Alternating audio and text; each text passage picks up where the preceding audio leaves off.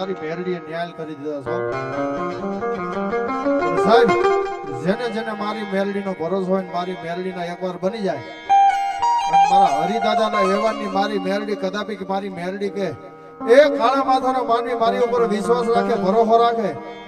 જગતને માનકર મારા હરિદાદાની મેરડી કે જીવતાનો જાનૈયો બની જાવ અને મર્યા પછી કાંદીઓ બની જો શમશાન સુધી આવું નહીં ને એ તેથી મને હરિદાદાનો વ્યવહાર મેરડીને કોઈ ઓળખે નહીં.